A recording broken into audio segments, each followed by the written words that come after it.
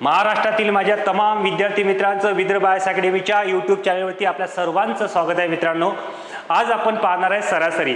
आता बघा मित्रांनो, सरासरी हा जर टॉपिक बघितला एक्झामच्या दृष्टिकोनातून सगळ्यात महत्त्वाचा आहे। ओके, आणि यावर आयोगामध्ये तुम्ही जर पाहत असाल तर खूप सारे प्रश्न पण याच्यामध्ये विचारताना दिसतात। ओके, प्रत्येक एक्झाममध्ये आपल्याला सरासरी या टॉपिकवर एक ना एक तरी प्रश्न येताना आपल्याला दिसतो। या प्रश्नाचं स्वरूप मात्र लक्षात ठेवा मित्रांनो, कारण हे थोडे प्रश्न डिफरंट असतात। जरी पाहायला आपल्याला सोपे असले पण याला विधी सेकंदामध्ये कसं सॉल्व्ह करायचं, कसं टॅकल करण्याचा प्रयत्न आपण करायचा। ओके, तर ते संपूर्ण आज आपण लेक्चर याच्यामध्येच बघणार आहोत। आणि महत्त्वाचं लक्षात ठेवा मित्रांनो, हा परीक्षेच्या दृष्टिकोनातून एवढा महत्त्वाचा टॉपिक आहे आणि तो मी तुम्हाला विथ PYQ सोबतच मित्रांनो मी तुम्हाला ट्रिक्समध्ये सुद्धा शिकवणार आहे। चला तर आपण या प्रश्नाकडे वळूया।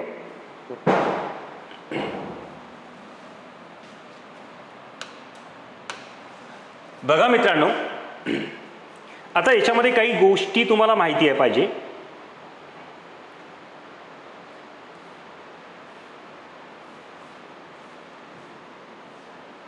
ओके, आता बघा नेमकं सरासरी म्हणजे काय रे, सरासरी कशाला म्हणायचं हे लक्षात ठेवा। सरासरीलाच आपण इंग्लिशमध्ये काय म्हणतो, ॲव्हरेज असं आपण म्हणतोय, बरोबर आहे? इथपर्यंत सगळ्यांना माहिती आहे। आता सरासरी म्हणजे काय की वस्तूची वाटणी सारख्या प्रमाणात केली असता ती वाटणी दर्शविणाऱ्या संख्येला सरासरी आपण असं म्हणतोय। ठीक आहे, मग आता याच्यामध्ये सरासरी म्हणजे काय रे, सरासरी बरोबर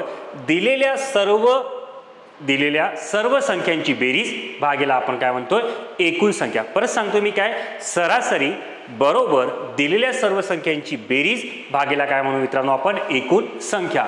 आता दिलेल्या सर्व संख्यांची बेरीज बरोबर सरासरी गुणिले आपण काय म्हणू, एकूण संख्या, म्हणजे सेकंड टाइप। आणि थर्ड पॉइंट मध्ये लक्षात ठेवा मित्रांनो, थर्ड प्रकार काय येईल तर क्रमवार संख्यांची सरासरी बरोबर एकूण क्रमवार संख्येची सरासरी बरोबर काय म्हणू आपण, पहिली संख्या प्लस काय शेवटची संख्या डिवायडेड बाय काय म्हणू आपण, 2। आता हे का बरं मित्रांनो, क्रमवार संख्या कशाला म्हणायचं ते पण तिथं लक्षात ठेवा।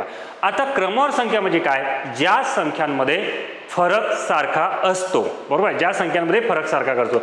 फॉर एक्झाम्पल म्हणजे उदाहरण द्यायचं झालं तर नैसर्गिक संख्या बघा मित्रांनो, नैसर्गिक संख्येची सुरुवात 1 पासून होते आणि प्रत्येक संख्येमध्ये काय होतो, 1-1चा फरक असतो। म्हणजे 1, 2, 3, 4, 5 याच्यामध्ये जर बघितलं तर सगळ्यांमध्ये 1-1चा फरक आपल्याला येताना दिसतो। तसंच समसंख्या जर सुरुवात मित्रांनो 2 पासून होते आणि प्रत्येकमध्ये तुम्हाला 2-2चा फरक दिसतो। म्हणजे 2, 4, 6, 8 म्हणजे याच्यामध्ये तुम्हाला 2-2चा फरक दिसतो। देन विषम संख्या, आता विषम संख्येची सुरुवात 1 पासून होते आणि त्या संख्येमध्ये सुद्धा फरक किती असतो मित्रांनो, 2चा। म्हणजे 1, 3, 5, 7। ओके, आता या सगळ्या संख्येमध्ये आपल्याला काय दिसतो, म्हणजे सम आणि विषम संख्येमध्ये 2-2चा फरक दिसतो आणि नैसर्गिक संख्येमध्ये आपल्याला काय दिसतो, 1चा फरक दिसतो। इथपर्यंत बरोबर आहे? म्हणून या संख्यांनाच काय म्हटलं जाते, क्रमवार संख्या असं म्हटलं जाते। परत एक वेळा लक्षात ठेवायचं आपल्याला, सरासरी बरोबर दिलेल्या सर्व संख्यांची बेरीज भागेला काय म्हणू आपण, एकूण संख्या। सर्व संख्यांची बेरीज बरोबर सरासरी गुणिले आपण काय म्हणू, एकूण संख्या। त्यानंतर क्रमवार संख्यांची सरासरी बरोबर पहिली संख्या प्लस शेवटची संख्या डिवायडेड बाय काय करू आपण, 2। म्हणजे ह्या गोष्टी जर आपल्याला माहिती असेल मित्रांनो तर आपण कोणताही प्रश्न आपल्या पद्धतीने त्याला सॉल्व्ह करू शकतोय। ओके, तर चला पहिल्या प्रश्नाकडे वळूया। पहिला प्रश्न बघा, एसओ मुख्य परीक्षा 2011 मध्ये हा प्रश्न विचारलाय मित्रांनो। प्रश्न काय तो समजून घ्या। जर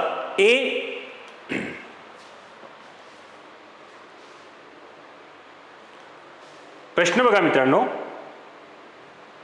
जर ABCD आणि E हे 5 क्रमाने येणारे काय विषम अंक आहेत तर त्यांची सरासरी काय। आता मित्रांनो एक लक्षात ठेवा, जर ही प्रश्न आपल्याला एसओ मुख्य परीक्षा 2011 मध्ये विचारला असेल, परंतु या प्रश्नाचं गांभीर्य बघा काय आहे की यांनी काय म्हटलं, गांभीर्य म्हणजे एकदमही गांभीर्य आपण नाही म्हणू शकत, सिंपल प्रश्न आहे, विषम संख्या आहे, विषम संख्येमध्ये फरक कितीचा आहे, 2चा आहे। मग तुम्ही म्हणाल सर हे तर ABCD आहे। मित्रांनो जरी ABCD असेल तर कधी कधी आयोग अशासारखे सोपे प्रश्न आपल्याला विचारतात।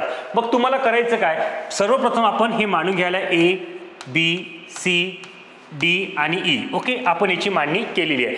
आता सरासरी म्हणजे काय मित्रांनो, तर सरासरी म्हणजे पहिलेच मी तुम्हाला सांगितलं सरासरी म्हणजे काय, सारख्या प्रमाणात केलेली वाटणी. मग आता इथले जर बघितलं सरासरी म्हणजेच आपल्याला मधली संख्या पकडायची, बरोबर आहे. सरासरी म्हणजे काय, मधली संख्या. आता बघा इकडल्या दोन संख्या झाल्या, इकडल्या दोन संख्या झाल्या, मग मधातली संख्या कोणती आली, सी आली. म्हणजेच याचा अर्थ आपल्याला जर म्हटलं जर ए बी सी डी आणि ई हे 5 क्रमाने विषम संख्या जरी असल्या तरी त्यांची सरासरी काय येईल, तर त्यांची सरासरी म्हणजे मधली संख्या आपण असं म्हणू शकतो मित्रांनो. तर मधली संख्या कोणती येणार, तर सी येणार, बरोबर आहे. तर मधली संख्या झाली सी. मग तुम्ही म्हणा सर याच्यात अंकात मांडणी केली तर येऊ शकतो का, तर डेफिनेटली मित्रांनो येऊ शकतं. बघा कसं आहे, जर ए ची किंमत आपण 1 पकडली, बरोबर आहे, बी ची किती घेतली रे 2, सी ची किती घेतली 3, डी ची किती घेतली 4 आणि ई ची किती घेतली 5. क्लिअर झालं इथपर्यंत. आपला नियम काय मित्रांनो, मी तुम्हाला जे सांगितलं सरासरी म्हणजेच आपण ॲव्हरेज काय म्हणतो, सरासरी म्हणजे काय रे, सरासरी बरोबर दिलेल्या सर्व संख्यांची बेरीज करणे डिवाइडेड बाय एकूण संख्या. एकूण संख्या किती आहे मग आता 5 आहे. आता बघा 2 आणि 1 3, 3 आणि 3 6, 6 आणि 4 10 आणि 5 किती झाले 15. 15 भागीला मित्रांनो किती गेले 5, 5 1 5, 5 3 15 बरोबर आपल्याला कोणती संख्या भेटली, मधली संख्या भेटली. ती मधली संख्या म्हणजेच कोण झाली, ही 3. आणि 3 म्हटलं तर याचा अर्थ आपल्याला काय दिसते, इथे सी दिसते. येते लक्षात तुम्हाला मित्रांनो. तर याचा अर्थ हे काय झाली, मधली संख्या. म्हणून परीक्षेच्या वेळेस महत्त्वाचं लक्षात ठेवा, असा जर प्रश्न तुम्हाला विचारला असेल तर काय A B C D E हे जर तुम्हाला दिलेलं असेल तर त्याची मधली संख्या म्हणजेच आपलं काय असेल मित्रांनो, सरासरी असतात, बरोबर आहे. तर चला आता पर्याय क्रमांक कोणता येईल आपला, दुसरा पर्याय क्रमांक बरोबर येते. ओके. हां थोडं इथे आपण हे एक्झाम्पलसाठी दिलं आहे मित्रांनो, हे लक्षात ठेवा.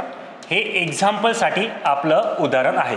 मग एक्झाम्पलसाठी काय मित्रांनो बघा, जर पी क्यू आर एस आणि टी हे 5 क्रमाने येणारे विषम अंक आहे तर त्यांची सरासरी काय. आत्ताच मी तुम्हाला सांगितलंय मित्रांनो, सरासरी म्हणजे काय, मधली संख्या असेल तर ऑब्व्हियसली तुमचं उत्तर काय यायला पाहिजे, तर तुमचं उत्तर आर यायला पाहिजे. कारण पी क्यू आर एस आणि टी मधली संख्या कोणती आहे रे, आर, बरोबर आहे. म्हणजेच आपला अंक कोणता यायला पाहिजे, आर. एवढं सोपं आहे. ओके चला. हां नेक्स्ट TC 2. ओके. आता TC म्हटलं तर मित्रांनो काय, तुम्हाला प्रश्न पडते सर TC म्हणजे काय. मित्रांनो लक्षात ठेवा TC म्हणजे काय, तर TC म्हणजे टॉपिक चेंज, बरोबर आहे. पहिला टॉपिक दुसरा टॉपिक. आता या स्वरूपाचे प्रश्न जर आयोगाने विचारले असतील तर आपण त्यावर सुद्धा प्रश्न घेणारच आहे, बरोबर आहे. मग त्याच्यानुसार आयोगाने कोणकोणत्या वर्षी कोणकोणते प्रश्न विचारले ते सर्व प्रश्न आपण याच्यामध्ये बघणार आहोत, जेणेकरून काय होईल मित्रांनो, तुमचाही आत्मविश्वास वाढेल. आणि महत्त्वाचं म्हणजे काय, परीक्षेमध्ये जे प्रश्न विचारले जातात त्याचं स्वरूप पण तुमच्या लक्षात येऊन जातील. आता दुसरं बघा प्रश्न काय, गट ब पूर्व परीक्षा 2022. आता संयुक्त पूर्व परीक्षा म्हणजेच गट ब 2022 मध्ये हा प्रश्न विचारला. प्रश्न काय तो समजून घ्या. अनुक्रमे 1 ते 97 मधील नैसर्गिक संख्यांची सरासरी काढा.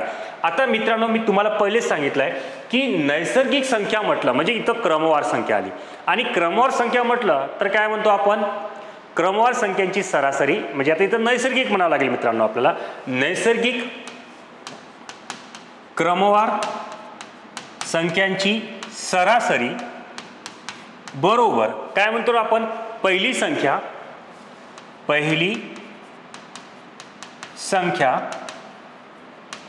प्लस काय घेतो आपण, शेवटची संख्या डिवायडेड बाय काय घेतो मित्रांनो 2. म्हणून मी सुरुवातीला तुम्हाला 3ही फॉर्म्युले सांगितले जेणेकरून येणाऱ्या प्रश्नामध्ये आपल्याला सॉल्व्ह करता येतील.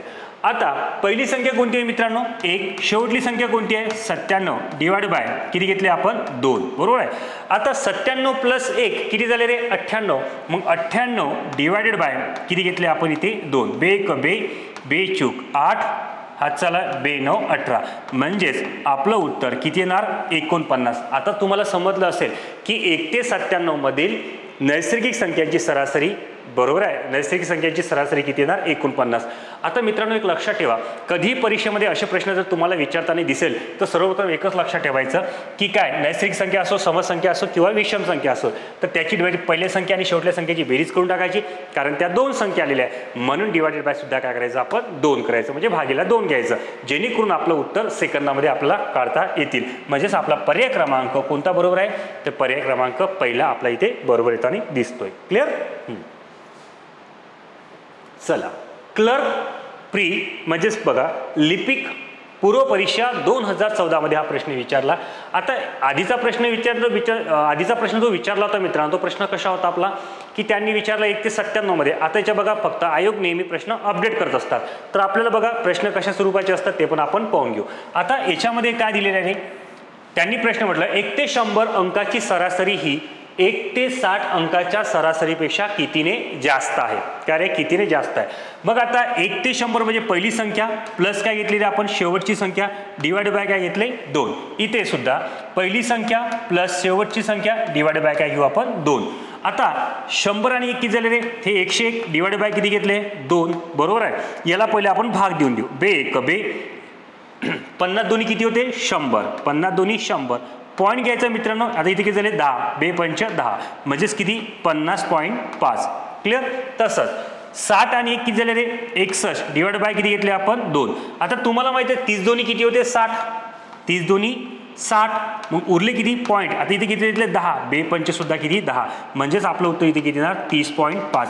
त्यांनी काय विचारलं फक्त 1 ते 100 अंकाची सरासरी ही 1 ते 60 अंकाच्या सरासरीपेक्षा कितीनं जास्त आहे। मग आता मला सांगा दोघांमध्ये फरक जर बघितला, बरोबर आहे, इथे काय फरक आपल्याला फरकच घ्यावा लागेल ना मित्रांनो। याचा जर फरक बघितला तर दोघांमध्ये फरक कितीचा आहे, तर तो फरक आहे 20चा, बरोबर आहे। मग आपण असं म्हणू शकतो 1 ते 100 अंकाची सरासरी ही 1 ते 60 अंकाच्या सरासरीपेक्षा 20 काय मित्रांनो जास्त आहे। कितीने जास्त आहे, तर 20ने जास्त आहे, असा त्याचा अर्थ होऊ शकते आणि याच पद्धतीने आपलं उत्तर येऊ शकतात, clear. Next tax assistant mains 2018, बरोबर आहे। बघा मित्रांनो त्याच्यावर किती प्रश्न आपल्याला विचारणं दिसत आहे, म्हणजे 3 प्रश्न त्याच्यावर आपल्याला सहज विचारले गेले। टॅक्स असिस्टंट मेन्स 2018, मग काय प्रश्न आहे याच्यामध्ये, सेम 90 ते 180 अंकाची सरासरी ही 80 ते 160 अंकाच्या सरासरीपेक्षा कितीने जास्त आहे। आता मला माहिती आहे मित्रांनो, आय होप सो की याचं उत्तर तुम्ही पटकन काढू शकाल, बरोबर आहे। तरी आपण काढण्याचा प्रयत्न करून घेऊ। चला पटकन याचं लक्षात उत्तर काढलं असेल तुम्ही। 90 ते 180 म्हणजेच काय करणार, शेवटची संख्या पहिली संख्या प्लस काय करणार शेवटची संख्या डिवाइड बाय काय करायचं आपल्याला 2। तसंच इथे सुद्धा पहिली संख्या प्लस शेवटची संख्या डिवाइड बाय काय करायची आपल्याला 2। आता यांची बेरीज किती झाली रे, हे झाली 270 डिवाइड बाय किती घेतले आपण 2, आणि यांची बेरीज किती झाली, ही झाली 240 डिवाइड बाय किती झाले 2। आता बघा बे 1 बे, बे 3 6, बे 5 10 म्हणजे किती झाले 135। आणि इथं जर बघितलं मित्रांनो तर इथे किती येणार, बे 1 बे 12 दोन्ही 24 म्हणजे 120। आता बघा 90 ते 180 अंकाची जी सरासरी आहे 80 ते 160 अंकाच्या सरासरीपेक्षा कितीनं जास्त आहे रे, तर ती 15ने जास्त आहे, असं आपण इथे म्हणू शकतो। कितीने 15ने। बघा मित्रांनो एकदम सोपी आणि साधं सहज लक्षात येतील असं ते आहे। म्हणजेच पर्याय क्रमांक आपला कोणता बरोबर आहे, तर पर्याय क्रमांक 3 हा आपला इथे बरोबर येताना आपल्याला दिसतो। डन, सगळ्यांना व्यवस्थित लक्षात येत आहे। चला मित्रांनो याच्यावर कमेंट्स करत चला, नाही समजलं काही डाऊट्स असतील तर बिलकुल तुम्ही कमेंट्स करू शकता, बरोबर आहे। आता बघा समोर TC3 म्हणजे टॉपिक चेंज म्हणजे TC3 आपण बघतोय। TC3 मध्ये बघा मित्रांनो काय म्हणताय, क्लर्क मेन्स 2018 म्हणजे क्लर्क मेन्स 2018 मध्ये हा प्रश्न विचारलाय। प्रश्न काय आहे ते बघू। 7 क्रमवार समसंख्यांची सरासरी 146 आहे। 7 क्रमवार समसंख्याची सरासरी किती आहे 146 आहे।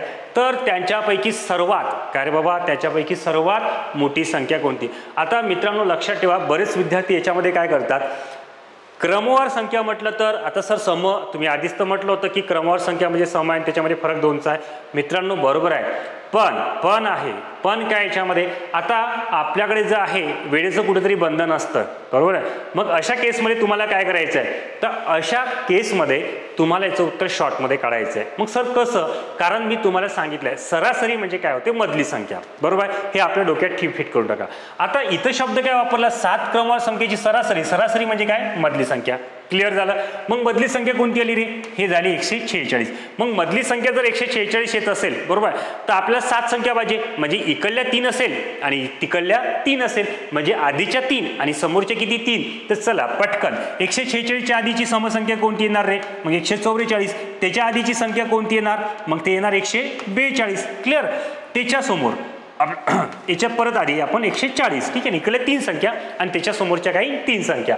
मग 146च्या समोरची संख्या कोणती? 148, बरोबर आहे. 148च्या समोरची कोणती रे? 150 आणि 150च्या समोरची संख्या कोणती? 152. मित्रांनो बघा, एवढा सोपा प्रश्न होता आणि असा प्रश्न अशाच पद्धतीने आपल्याला सॉल्व्ह करायचा असतो.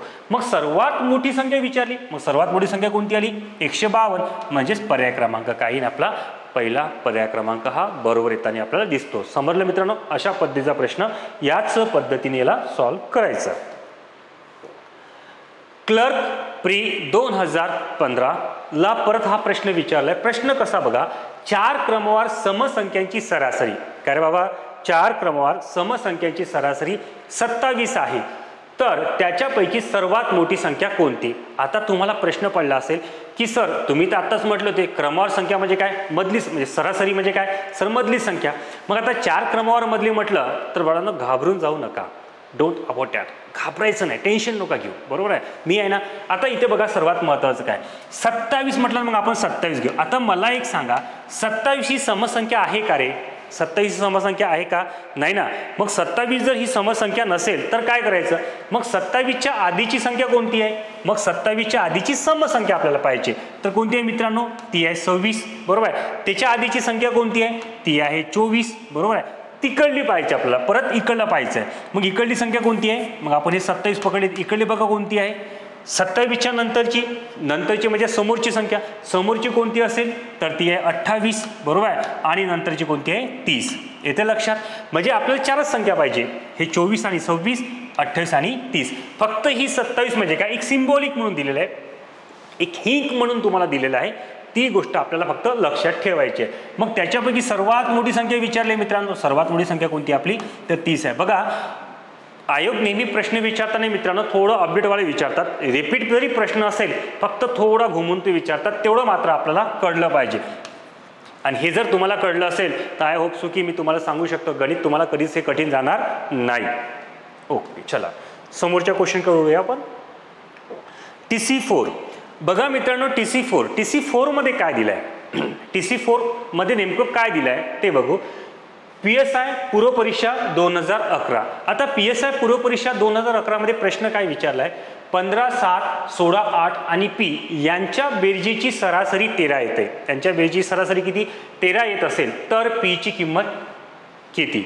आता मित्रांनो बघा, इथं फॉर्म्युला कोणता यूज करायचा आणि नेमकं काय स्ट्रॅटेजी यूज करायची? मी काय सांगितलं तुम्हाला, दिलेल्या सर्व संख्यांची पहिले बेरीज करू आपण. मग दिलेल्या सर्व संख्यांची बेरीज काय येणार रे? 15 + 7 + 16 + 8 + काय P, बरोबर आहे. म्हणजे दिलेल्या सर्व संख्यांची काय केली? बेरीज, बरोबर.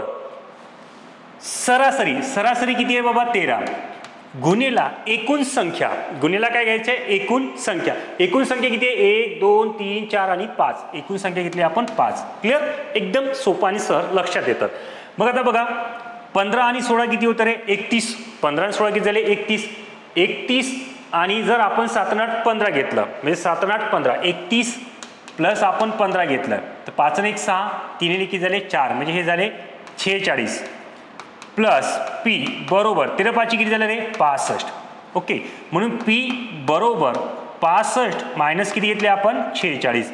देन P बरोबर, आता 15तून 6 गेले किती आले रे? 9, 4 आणि 1 5, म्हणजेच किती झाले? 19. आता P चे मूल्य किती मिळाले आपल्याला? 19. मित्रांनो बघा, एवढं सोपी आणि सहज आपण याचं उत्तर काढू शकतो. डन? ओके, चलो नेक्स्ट क्वेश्चन बघा मित्रांनो, काय? Tax assistant mains 2017.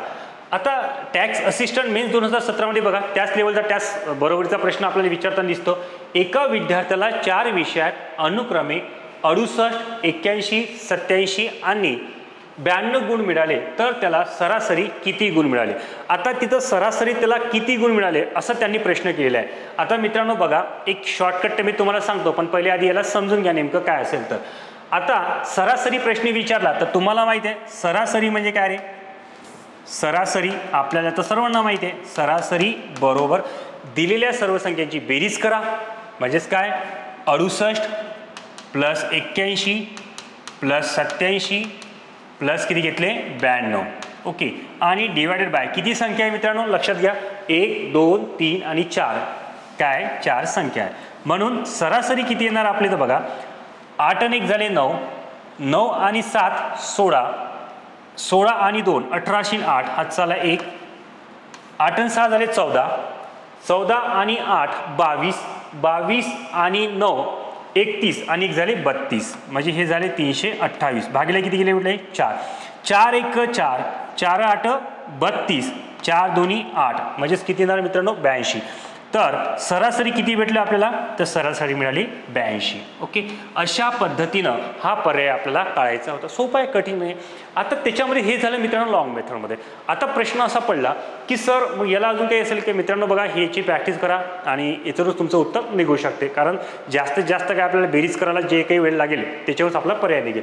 आता जर असं असेल तर बघा एक तुम्हाला हिंट सांगतो मित्रांनो, असं जर 4 संख्या दिल्या असेल आणि तुम्हाला 81, आता जसं बघा इथे 81 आणि 87 अशा दरम्यानची संख्या असेल तर या दरम्यानची संख्या शोधू शकता.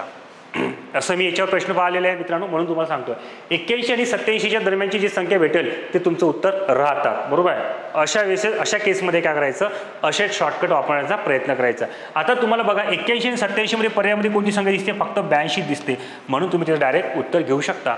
ओके, पण बरेच वेळा काय मित्रांनो रिक्स घेण्यापेक्षा माझं असं वाटतं की हे विदिन सेकंदात तुमची 10-15 सेकंदात उत्तर निघू शकते, तर आरामशी तिला 5-6 सेकंदमध्ये उत्तर काढून घ्याल. ओके ओके, चलो भाई आगे का क्वेश्चन देखो. क्लरिकल मेंस 2018, क्लर्क मेंस 2018 मध्ये हा प्रश्न बघा काय आहे. विराटने 4 डावात अनुक्रमे 19, 49, 99 आणि 65 धावा काढल्या तर त्यांच्या धावाची सरासरी किती. आता हा प्रश्न तुम्ही विदिन सेकंदमध्ये सॉल्व्ह करू शकता. पटापट या प्रश्नाचं उत्तर कमेंट बॉक्समध्ये टाका. चला काढा बरं पटकन उत्तर त्याचं काय येतील तर 10 सेकंद 5 सेकंदमध्ये उत्तर मला सांगा काय येतील. पटापट पटापट. ओके,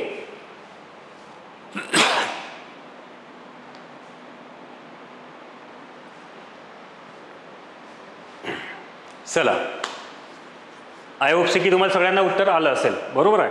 परत सरासरी घ्यायची आपल्याला मित्रांनो. चला सरासरी घेतली. सरासरी बरोबर किती घेतले रे बाबा 19 प्लस 49 प्लस किती असेल 99 प्लस किती असेल 65. ओके, डिवायडेड बाय किती घ्यायची तुम्हाला 4, डिवायडेड बाय घ्यायची आपल्याला 4. मग आपण सरासरी घेतलंय बरोबर 99 झाले 18, 9 1 9 18, 9 3 झाले 27, 27 आणि 5 32, 2 किती उरलेले 3, 4 ने 1 5, 9 आणि 5 झाले 14, 14 6 20, 14 6 20, 20 ने किती झाले 21, 212 भागिले किती घेतले 4, 4 1 4, 4 5 20, हातचे उरलेले 4 3 12, म्हणजे सरासरी किती आले मित्रांनो, सरासरी बरोबर आलं 53 येते. अशा पद्धतीने आपला पर्याय क्रमांक किती आला पाहिजे,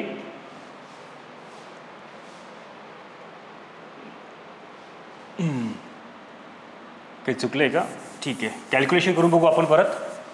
9 9 18, 18 आणि 27 आणि 5 झाले 32, 32 मित्रांनो घेतले आपण 2, हातचे उरले 3. ओके, 4 आणि 1 5, 9 आणि 5 झाले 14, 14 आणि 6 हा 23, सॉरी मित्रांनो 23, 23 बरोबर भागिले किती घ्यायचे आपल्याला 4, 4 1 4, 4 5 20 बरोबर आहे. उरले किती 3, 4 8 32, म्हणजेच किती येणार 58 बरोबर आहे. म्हणजेच पर्याय क्रमांक मित्रांनो आपला थर्ड हा बरोबर येतात. ओके, चला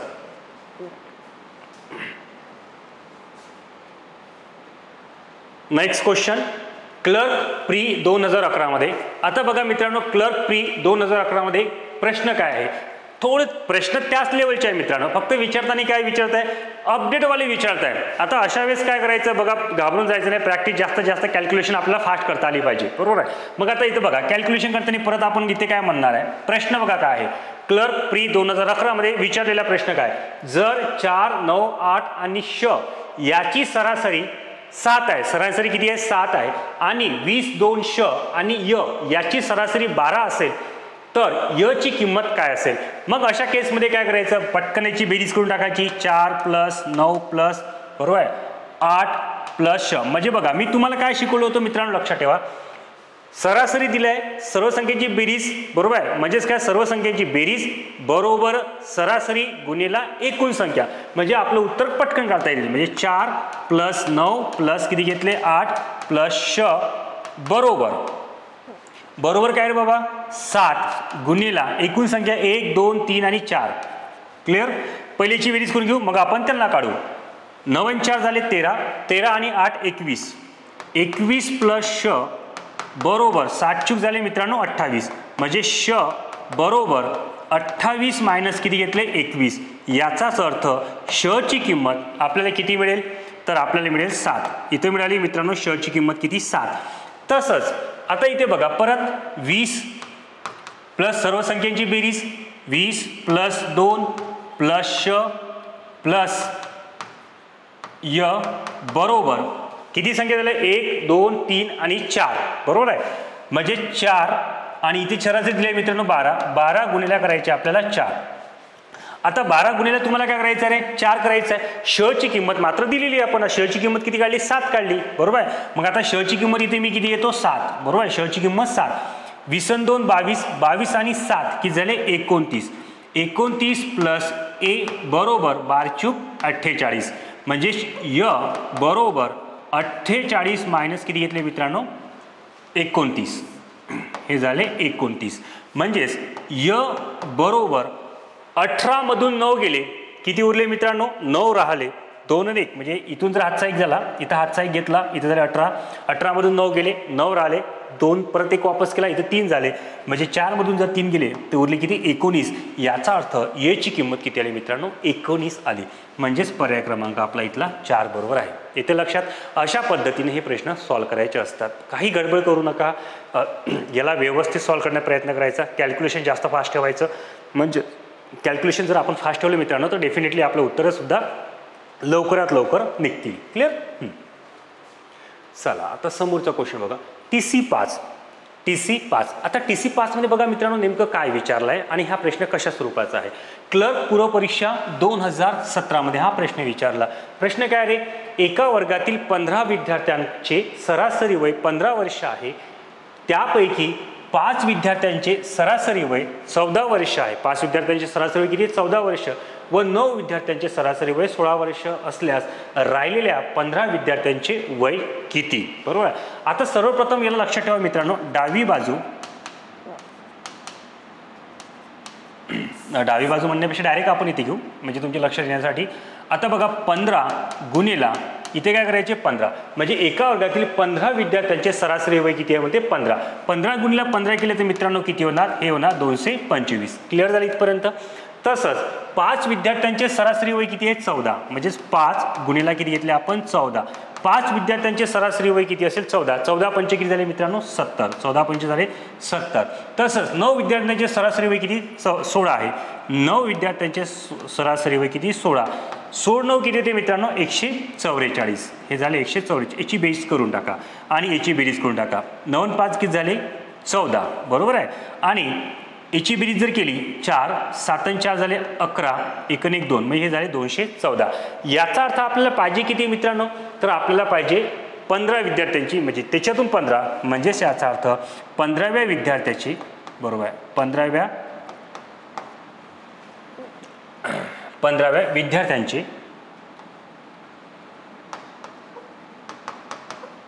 15व्या विद्यार्थ्यांचे वय बरोबर काय करायचं रे, या 225 मधून काय करायचे 214 मायनस करायचे, 214 मायनस करायचे.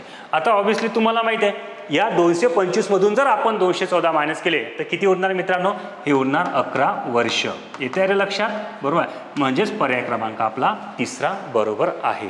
आलं लक्षात. म्हणजे 15 विद्यार्थ्यांची सरासरी 15 म्हणजे किती झाले 225. 5 विद्यार्थी सरासरी 14, 14 पंचे 70. त्याच्यानंतर 9 विद्यार्थी सरासरी किती 16, 16 गुणिला 9 केले 144. आता 5 आणि म्हणजे 14 विद्यार्थ्यांचे सरासरी किती मिळाले आपल्याला 214 मिळाले.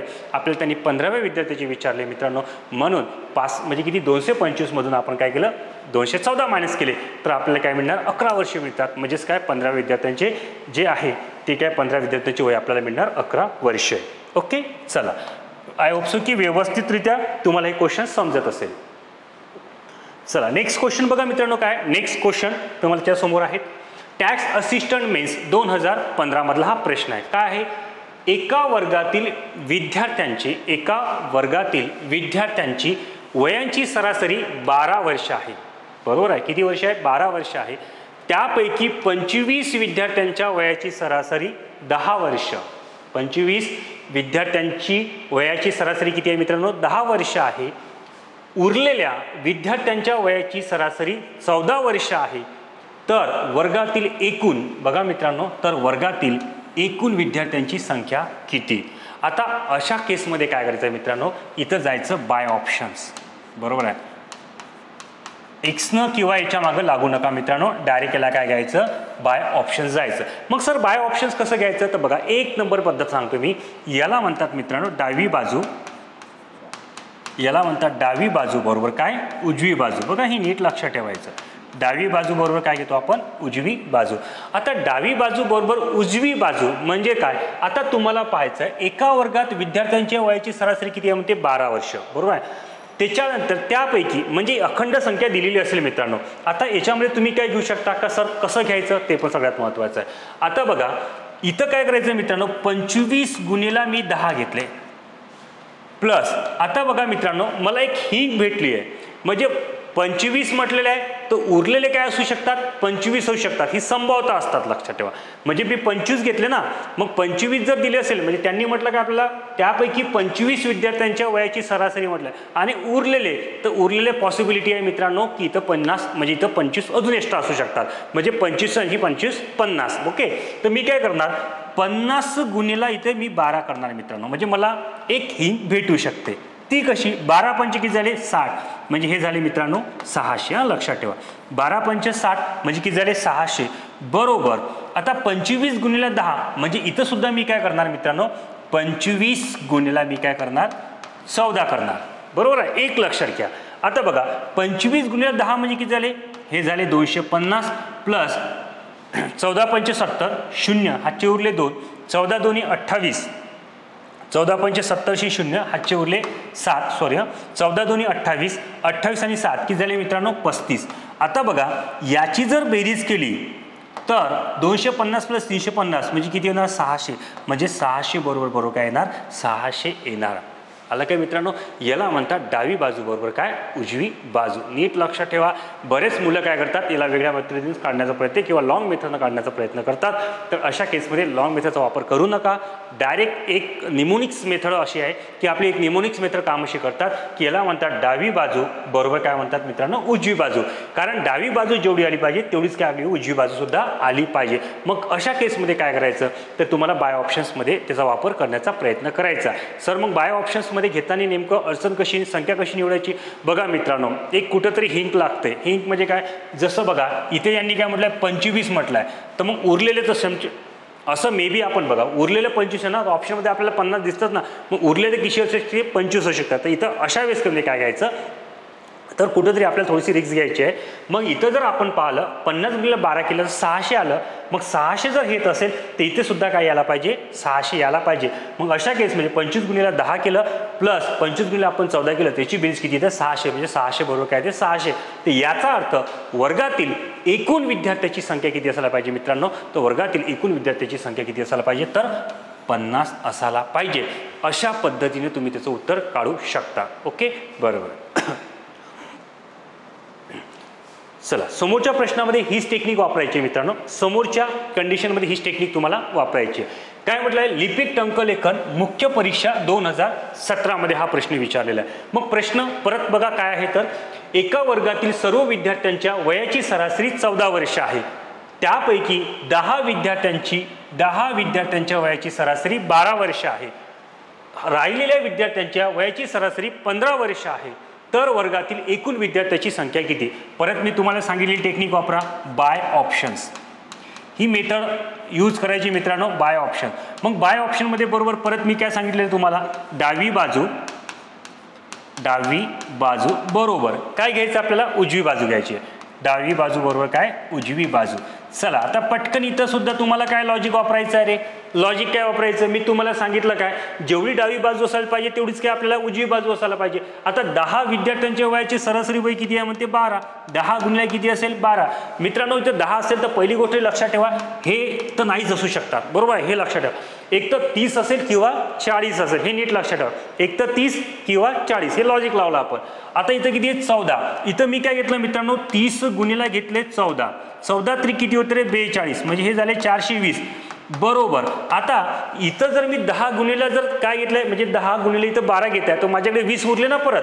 मग मी काय करणार मित्रांनो 20 गुणिला परत इथे किती बाबा 20 गुणिले किती 15. हां 20 गुणिले घेतले मी 15. बघा 10 गुणिले 12 म्हणजे हे झाले 120 प्लस 15 दुनी 30 हे झाले 300 म्हणजेच किती मित्रांनो 420 बरोबर. हे किती आले 420. आपला फॉर्म्युला चालला की नाही चालला, म्हणजे डावी बाजू बरोबर उजवी बाजू.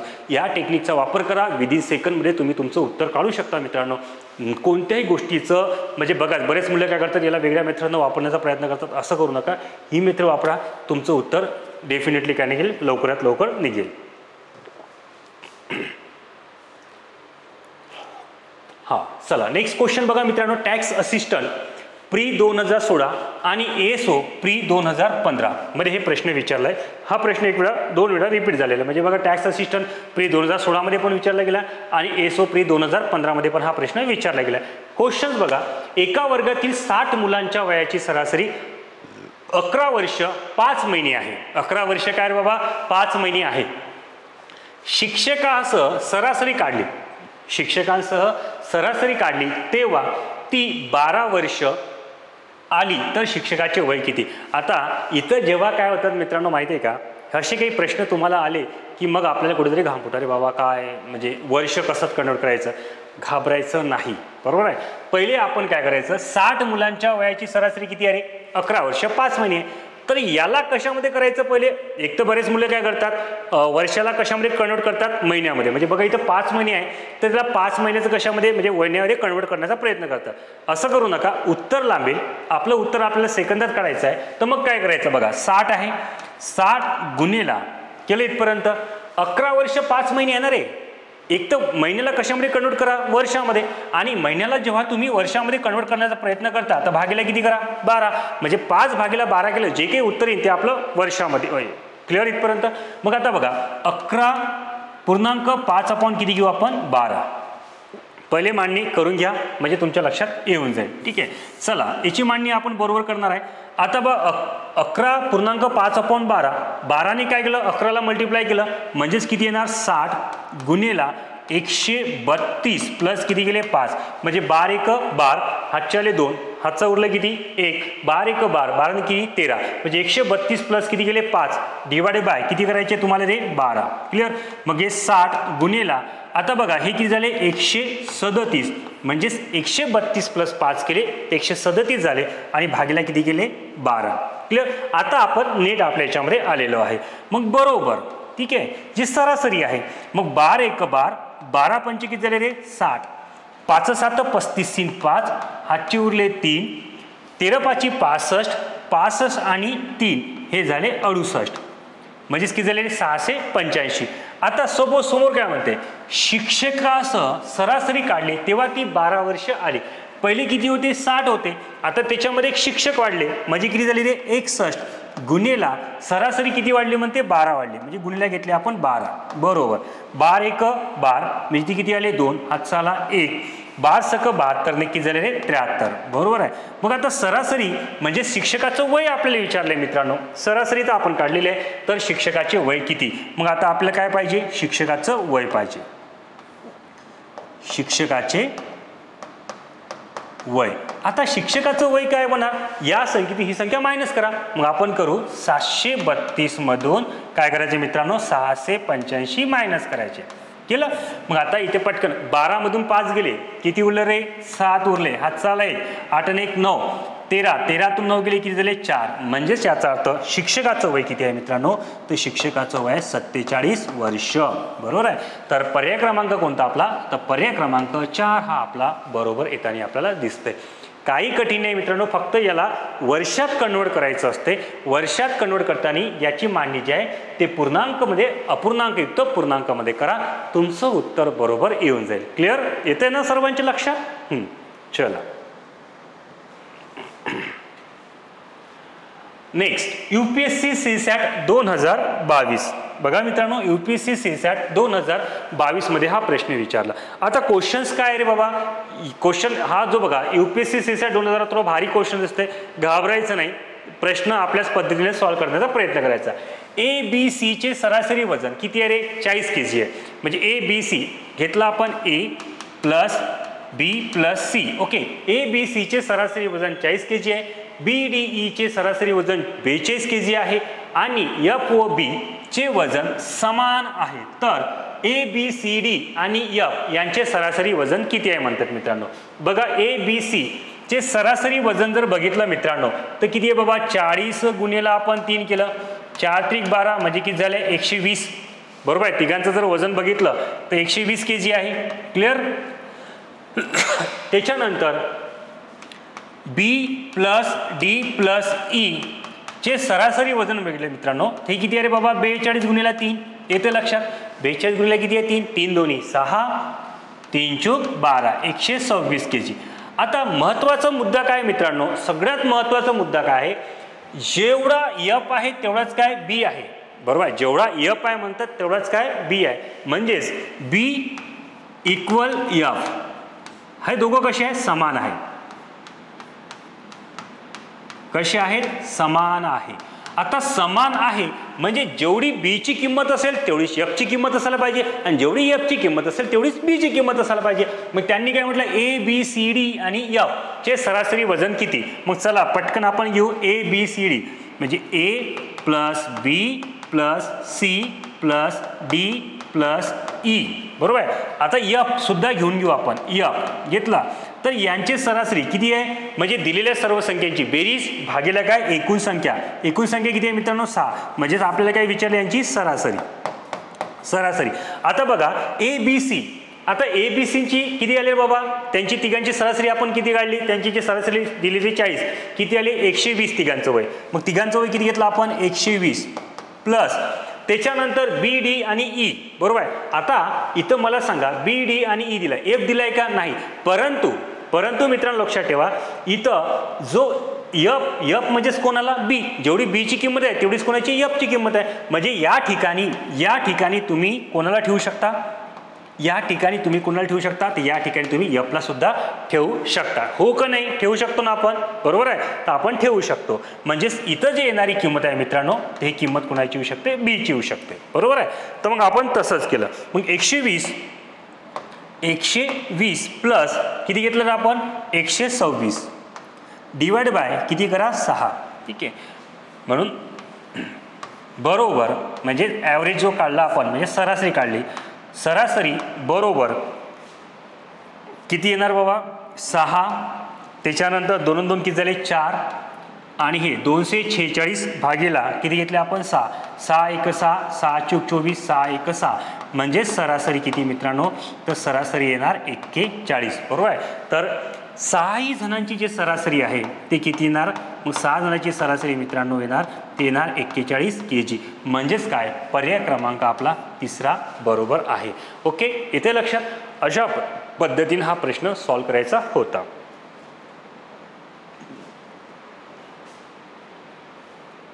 Next, okay, TC6. बघा प्रत्येक TC आपण बघत आहे मित्रांनो, प्रत्येकमध्ये वेगवेगळ्या स्वरूपाचे प्रश्न आपल्याला येताना दिसत आहे. आता याच प्रश्नाचे स्वरूप आपल्याला सगळ्यात महत्त्वाचे लक्षात ठेवायचे आहे. नक्की जर आवडले असतील मित्रांनो तर कमेंट्स करा. बरोबर आहे. त्याच्यामध्ये टाका. प्रत्येकानं आय होप सो की समजण्याचा प्रयत्न मी करणार आहे, समजून सांगण्याचा प्रयत्न करणार आहे. ओके, जास्तीत जास्त सोप्या पद्धतीने तुमच्या सहज लक्षात कसं राहील याचा संपूर्ण वापर आपण काय करणार आहे, या मेथड्समध्ये करणार आहे.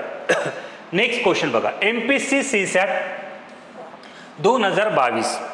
आता बघा TC6 मध्ये मित्रांनो प्रश्न काय विचारलाय, MPSC CSAT 2022 मध्ये प्रश्न काय आहे, तासी सरासरी 60 किलोमीटर वेगाने जाणारी आगगाडी निर्धारित ठिकाणी, काय म्हटलं बाबा, तासी सरासरी 60 किलोमीटर वेगाने जाणारी आगगाडी निर्धारित ठिकाणी निर्धारित वेळेत पोहोचते जर ती तासी सरासरी 40 किलोमीटर वेगाने गेल्यास निर्धारित वेळेपेक्षा 1 तास उशिरा निर्धारित ठिकाणी पोहोचते तर तिने कापावयाचे एकूण अंतर किती. आता जरी हा मित्रांनो आपल्याला रेल्वे सारखा प्रश्न असला, परंतु हा कशामध्ये विचारला गेलेला आहे, सरासरीमध्ये गेलेला आहे. यातला काहीच मायनर नसतात मित्रांनो.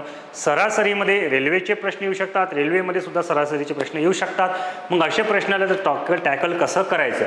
ओके, आता याच्यामध्ये एकदम मी शॉर्ट मेथड सांगतो मित्रांनो, आणि विदिन जरी प्रश्न आपल्याला पाहायला मोठा दिसला तरी याला आपण शॉर्टकटमध्ये सॉल्व्ह करू. आता सर्वप्रथम लक्षात ठेवा की मित्रांनो ही जी काय आहे आगगाडी आहे, ठीक आहे ना, ही काय तुम्हाला आगगाडी दिसते बरोबर आहे. ही आगगाडी आहे जिचा स्पीड किती आहे मित्रांनो 60 किलोमीटर प्रति तास बरोबर आहे. आणि ही नंबर 1 ची आगगाडी आपण घेतली. नंबर 2 मध्ये बघा ही दुसरी आगगाडी आहे बरोबर आहे. ही दुसरी आगगाडी,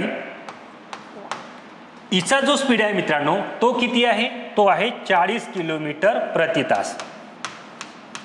ओके, आता तुम्ही जर पाहत असाल तर दोन्ही रेल्वेच्या जो डायरेक्शन आहे मित्रांनो त्या सेम आहे.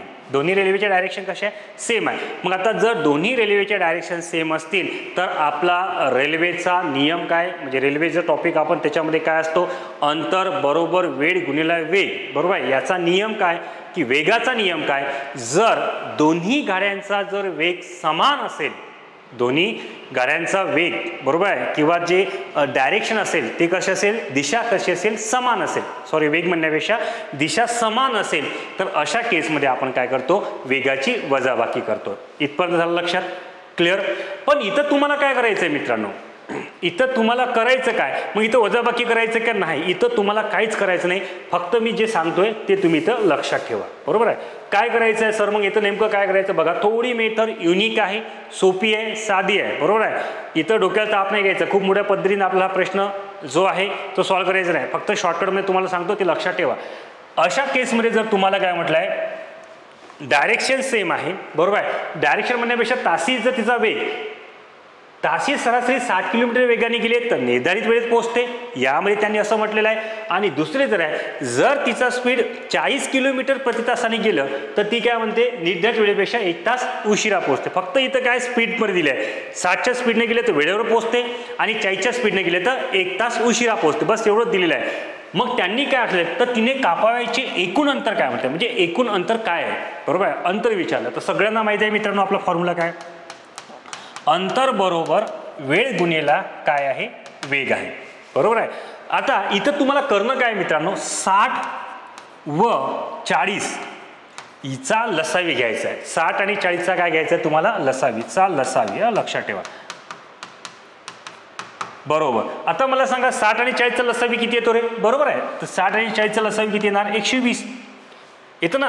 कारण याचं बघा 60नी कोणाला जाते, 60 एक 60, 60 दोन 120 आणि जेव्हा 4 एक 4, 4 त्रिक 12 म्हणजे 120, त्याचा किती आला 120. म्हणून आपल्याला काय काढायचं आहे मित्रांनो, अंतर काढायचं. अंतर बरोबर 120 गुणिला, ओके, म्हणजे तुम्हाला बघा इथं जो वेळ आहे तो किती आहे मित्रांनो 1 आणि जो वेग आहे बरोबर आहे तो किती आला 120, म्हणजेच वेग किती घेतला आपण 120. याचाच अर्थ 1 गुणिला 120 घेतले तर 120 एक 120, म्हणजेच आपलं अंतर जे आहे मित्रांनो ते किती येणार 120 किलोमीटर. आपलं जे अंतर आहे ते किती आलं 120 किलोमीटर. सोपी मेथड आहे, तुम्हाला सांगतोय. असा प्रश्न विचारला मित्रांनो तर पहिले काय करायचं, पहिले नीट प्रश्न वाचायचा. प्रश्न नीट वाचताना 60 किलोमीटर वेगाने जाणाऱ्या गाडी जर निर्धारित वेळेत पोहोचत असेल, 40 किलोमीटर वेगाने जाणारी गाडी जर 1 तास उशिरा पोहोचत असेल, 2 तास पोहोचत असेल, 15 मिनिटं लवकर पोहोचत असेल, असा प्रश्न आला तर पहिले वेगाचा लसावी काढून टाकायचा. जेवढा वेगाचा लसावी आला मित्रांनो त्याला गुणिले काय करायचं, दिलेला जो वेळ आहे तो मिनिटामध्ये आहे की तासामध्ये आहे ते मात्र इथं कन्फर्म करायचं. आता जसं आपण काय केलं 60 आणि 40चा लसावी काढला तो किती आला 120 आला. मग आपण केलं मित्रांनो अंतर बरोबर 1 गुणिले काय केलं 120, वेळ दिला 1 तास आणि गुणिला किती 120 बरोबर आहे. हे झाला वेग. मग 120 गुणिला 1 केला तर किती आला 120 किलोमीटर. याचा अर्थ उशिरा निर्धारित ठिकाणी पोहोचत असेल तर तिने कापायचे एकूण अंतर किती, तर एकूण अंतर आहे मित्रांनो 120 किलोमीटर बरोबर आहे. अशा पद्धतीनं हा पर्याय इथं आपल्याला सॉल्व्ह करायचा होता बरोबर आहे. समजलं, व्यवस्थितरित्या ही गोष्ट लक्षात आली असेल.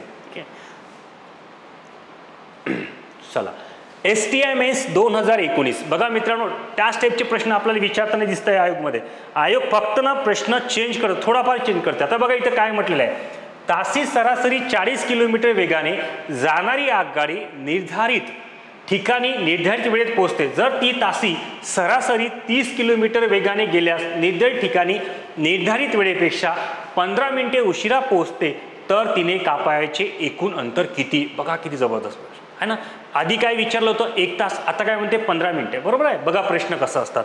असा प्रश्न फक्त आयोगाचा नेहमी धोरण राहिलेला आहे की थोडं काहीतरी चेंजेस करायचं. मग मी तुम्हाला काय शॉर्टकट सांगितली होती, अंतर बरोबर, हा एक फॉर्म्युला झाला मित्रांनो, अंतर बरोबर वेळ गुणिला काय होता रे आपला वेग होता. बरोबर आहे. आणि अशा केसमध्ये मी तुम्हाला काय सांगितलं, जे काही तुम्हाला वेग दिला असेल तर वेगाचा घ्यायचा लसावी. पहिलं किती रे बाबा इथे 40 व 30, 40 आणि 30चा लसावी किती येते रे बाबा, चा लसावी है ना. मग याचा लसावी आपण किती घेतला होता, याचा लसावी आला 120 आला. कारण 40ने 120ला भाग जाते आणि 30ने सुद्धा 120ला भाग जाते. 40च्या पाड्यामध्ये 120 आहे म्हणून 30ने त्याला भाग जाते. तर याचा अर्थ लसावी किती आला 120. मग आपल्याला पाहिजे काय मित्रांनो अंतर.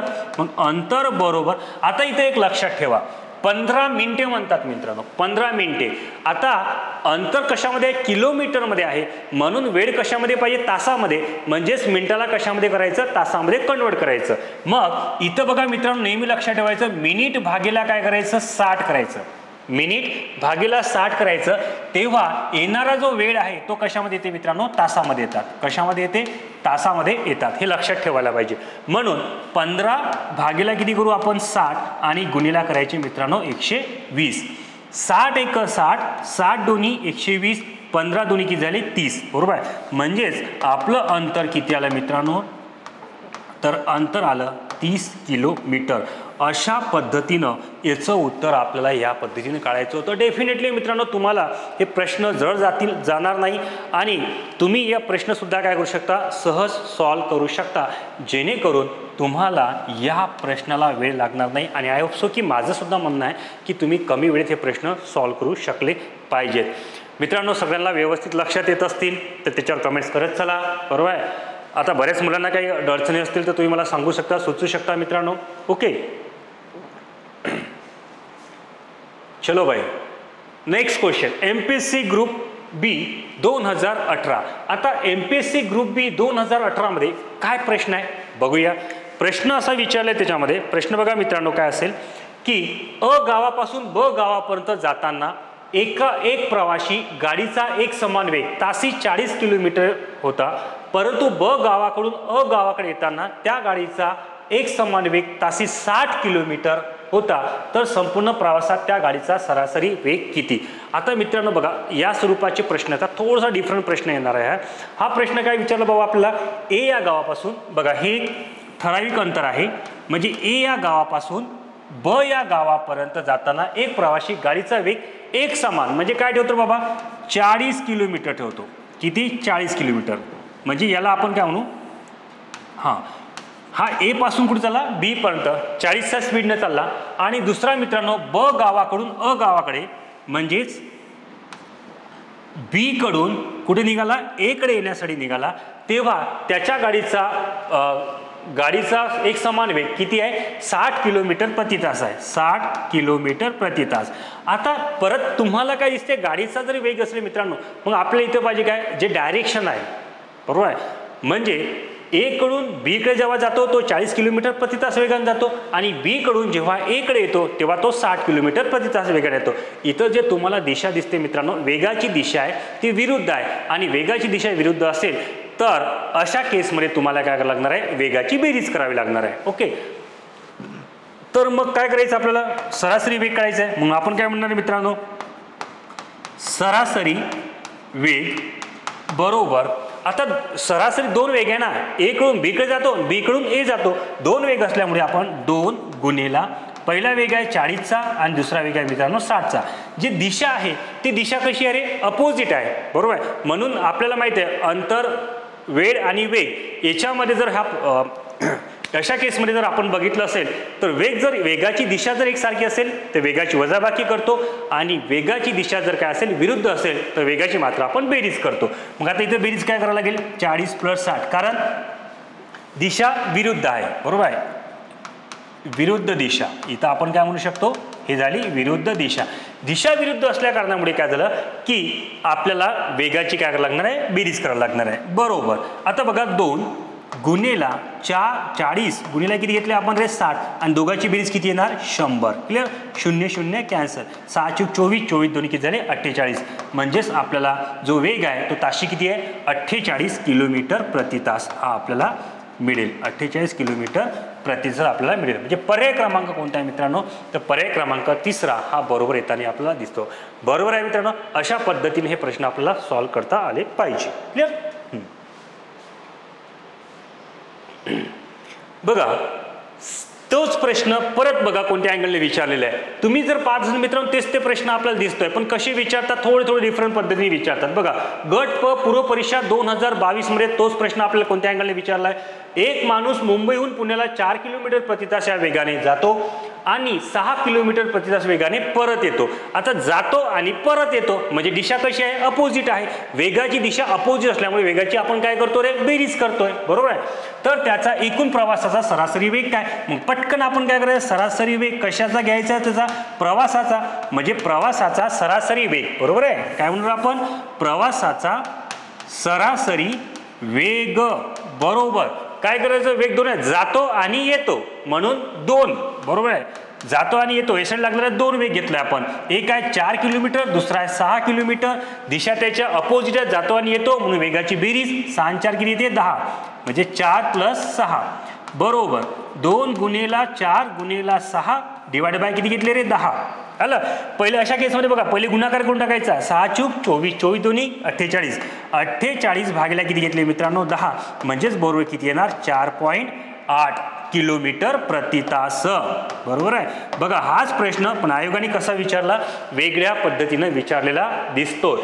म्हणजेच आपला पर्याय क्रमांक कोणता येईल 3 हा पर्याय क्रमांक आपला बरोबर येताना दिसतोय मित्रांनो. येथे लक्षात. सिंपल आहे, काही कठीण नाही मित्रांनो. असे प्रश्न जे आहे तुम्हाला या पद्धतीने सोडवता आलेले पाहिजे. ओके. आय होप सो की हे प्रश्न व्यवस्थित समजले असतील मित्रांनो. अजून मी यावर राहिलेले अजून बरेचसे काही प्रश्न असतील तर नक्की तो टॉपिक मी सुद्धा घेऊन येणार आहेत. आणि जर आपल्याला व्यवस्थित समजले असले मित्रांनो नक्की कमेंट्स करत चला. बरोबर आहे. आणि काही सूचना असेल तर त्या पण तुम्ही देऊ शकता. ओके. थँक्यू.